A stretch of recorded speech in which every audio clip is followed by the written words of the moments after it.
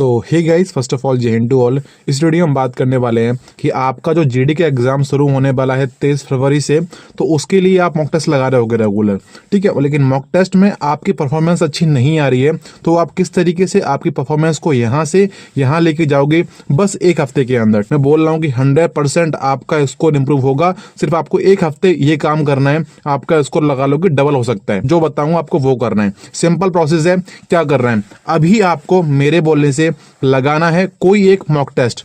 Choice आपकी है, चाहे तो आप फुल टेस्ट लगा लो टेक्स्ट बुक से, चाहे आप लगा लो आरडब्ल्यू का मॉक टेस्ट जो संडे वाला आता है। दोनों में से कोई मॉक लगा लो। प्रीवियस ईयर लगाने के लिए मैं बिल्कुल नहीं बोलूंगा, क्योंकि हमारा जो पैटर्न एडिक्विटी का है बिल्कुल डिफरेंट हो चुका है। तो प्रीवियस ईयर लगाने का उतना बेनिफिट नहीं मिलेगा आपको। बट अगर आप फुल टेस्ट लगाते हो टेक्स्ट बुक पे, या आप लगा लो आरडब्ल्यू का संडे वाला मॉक टेस्ट, दोनों में से कोई एक मॉक लगा के मेरे को मिलो। मैं मान लेता हूं कि आपने वो मॉक आज लगा लिया मेरी वीडियो देखने के बाद। अब मॉक लगाते ही क्या करना है, आपको अपनी कॉपी उठानी है और आपको लिखना है मॉक आपने लगा लिया, सबमिट कर दिया। आपको निकालना है उसका एनालिसिस किस तरीके से। उसमें ऑप्शन होता है एनालाइज करने, क्लिक करोगे उसके ऊपर, आप सामने आ जाएगा कि आपने कौन सा क्वेश्चन सही किया है, कौन सा क्वेश्चन गलत किया है, फिर कौन सा क्वेश्चन आपने स्किप किया है, ठीक है। तो आपको क्या करना है, आपने निकाला, लिखा मैथ, कॉपी पे लिखोगे मैथ। टोटल आपको मिलेंगे 20 क्वेश्चन। आपको डालनी है काउंटिंग की 1 2 3 4 5 6 7 8 9 10 11 12 13 14 15 16 17 18 19 20। टोटल 20 लिखना है आपको। अब आपको टिक लगाना है कि पहला जो क्वेश्चन है वो आपका सही है, दूसरा आपका गलत है तो गलत लगाना है उस पर, थर्ड आपका सही है, सही लगाना है, फोर्थ सही है, फोर्थ सही लगाना है। इस तरीके आपको टिक मार्क लगाना है, गलत पे गलत, सही पे सही। टोटल 20 का। अगर आपने क्वेश्चन छोड़ दिया है तो उस पर कुछ नहीं करना, आपको उसको ऐसा ही छोड़ देना, ना रॉन्ग लगाना ना राइट लगाना है, ठीक है। इस तरीके समझ गए। फिर आपको क्या करना है, फिर आपको देखना है कि फर्स्ट क्वेश्चन जो हमारा है उसका टॉपिक कौन सा है। फॉर एग्जाम्पल मान लेते हैं कि पहला क्वेश्चन जो है वो हमारा आता है सिंप्लीफिकेशन से। मैं एग्जाम्पल दे रहा हूं। फर्स्ट क्वेश्चन हमारा जो आ रहा है वो हमारा आता है सिंप्लीफिकेशन से, जो आपने सही कर दिया मॉक के अंदर। तो इसका मतलब ये, तो आपको लिख लेना है कि फर्स्ट क्वेश्चन सिंप्लीफिकेशन से है। फिर आपको निकालना है क्वेश्चन सेकंड नंबर कौन सा है। मान लेते हैं कि सेकंड क्वेश्चन जो आपका गलत हुआ है वो आपका है टाइम एंड वर्क, समय और कार्य से, ठीक है। तो आपको लिख देना है कि मेरा ये वाला टॉपिक क्वेश्चन मेरा गलत हुआ है जो सेकंड नंबर पे आया था।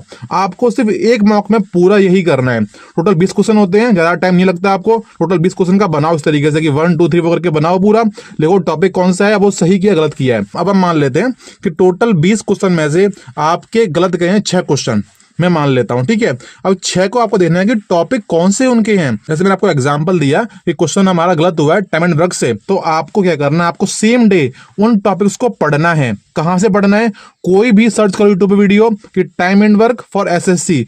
आपके सामने जो वीडियो आएगा, जो वीडियो लॉन्ग हो, मैराथन टाइप जो क्वेश्चन हो, आपको उसको देख लेना है। समझ लेना भाई, आप उसको देख लेना अच्छे से, आपका वो टॉपिक कंप्लीट हो जाएगा सिर्फ यूट्यूब से करने से। मैं बिल्कुल भी आपको बैच रिकमेंड नहीं करूंगा लास्ट टाइम पे।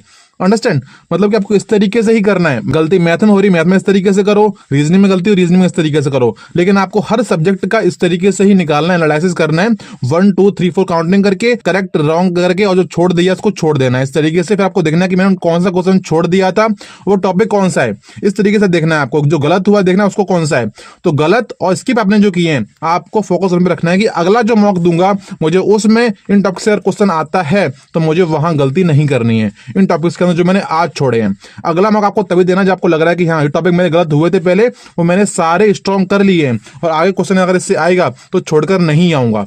इस तरीके से आपको करना है। एक हफ्ते कर लो आप इस तरीके से, भैया गारंटी दे रहा हूं। और आपका स्कोर अगर आज 100 नंबर आ रहा है, 120 नंबर आ रहा है, तो आप एक हफ्ते बाद पहुंच जाओगे 140 के आसपास, जो कि बहुत बड़ी जंप होती है। मैं उम्मीद कर रहा हूं कि समझ गए होगे किस तरीके से करना है। तो और कुछ अलग प्रोसेस नहीं होता, आपको इस तरीके से करना है। मैं बता रहा हूं आपका स्कोर इंप्रूव इस तरीके से ही होता है। फिर से बात बोलूंगा कि सिर्फ मॉक लगाते रहना ही सोल्यूशन नहीं होता है।